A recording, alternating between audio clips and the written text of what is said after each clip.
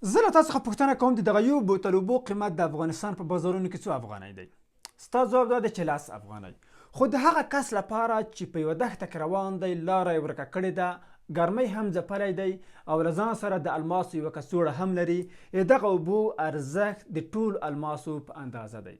یعنې دا حاضر دی چې ټول الماس به چاته ورکړي تر څو دومره اندازه اوبه هغه کس ته ورکړي، تر څو دی له مرګ څخه وژغورل شي.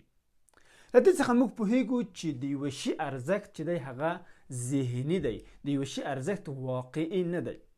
نو تاسو په خپل بزنس کې، په خپل کاروبار کې، په خپل تجارت کې تر ټولو غوره ارزښت چې خپلو پیرودونکو ته ورکولی شي هغه دا دی چې تاسو په محصول باندې، تاسو په خدمت باندې تاسو پیرودونکو ځان ښودنه وکړي، سلف اکسپریشن وکړي، لکه آیفون چې دا کار ترسره کوي.